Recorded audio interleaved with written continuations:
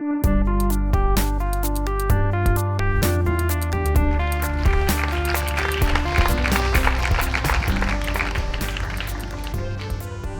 name's Amy and I'm here to speak to you about life lessons learned on public transport.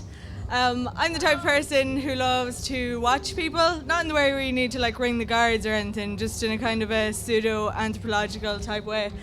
So strangers are friends that you're yet to meet. They're weird, wonderful, embarrassing and sometimes very inspiring. So in order to see the inspiring bits of people, you have to look quite closely. Now the idea of inspiration is a very odd concept. You kind of pick something about someone that you'd like to emulate, or something about someone that you'd like to change, or a change that you want to make in yourself. So the main problem is that normal people scare me. So I like to look at kind of just regular people and see the weird things that they do and use them as an inspiration for things that I do. So what I've kind of done is, public transport is a great way to look at people because they're totally unguarded, and a lot of stats about Dublin bus. Don't know how good you are at Google, but I'm pretty good. So Dublin bus has carried like 114.4 million people. So I kind of look at them and like to have a look through to see what those people have done to accidentally inspire me.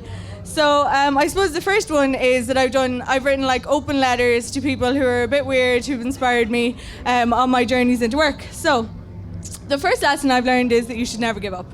And that's from a guy on the 44 who, when a girl he clearly hasn't seen in a while sat down beside him, he tried to make conversation with her. So the first question was, how's college going? The answer was, I've dropped out. Cue awkward silence. The next question was, oh, how's your boyfriend? How he's getting on? The answer to that was, we broke up. More awkward shifting in seats. The third one was, how's your granda? Haven't seen him in bed in a while. Yep, granda's dead. It was totally awkward. I nearly had to get off the bus myself. The fact is that at the end of that journey, after all of the catastrophe, he didn't give up and he ended up having a date. So that was a gratuitous Ryan Gosling for him, because who doesn't want a gratuitous Ryan Gosling? Sometimes jokes don't land, but you must always own it. So that's the second lesson I learned.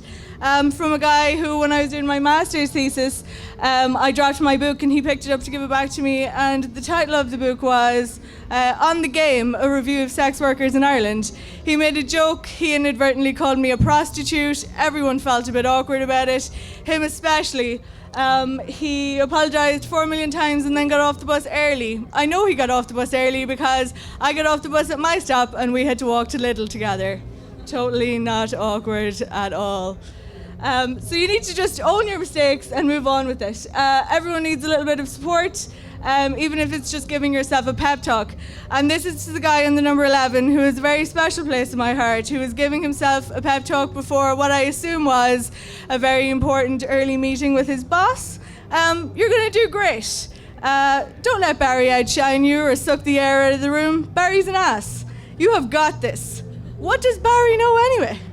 I know it was awkward when we made eye contact when you were mid-pep talk, as you clearly didn't realise that you were whispering out loud on the bus. But I am really rooting for you, man.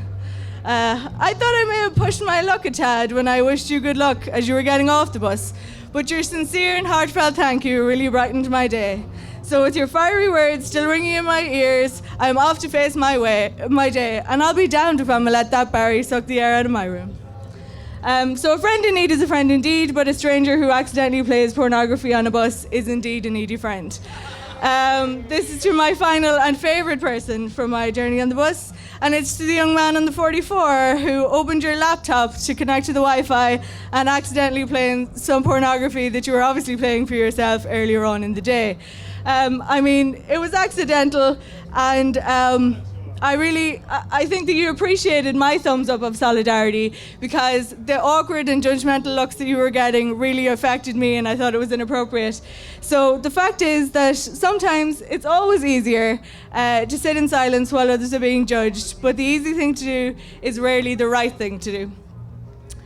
So these are all of the inspiring things that I've seen, and I think that it's important to bear in mind that the next time you do something awkward and embarrassing in public, I just fell out there, so I'm kind of hoping that this applies to everybody.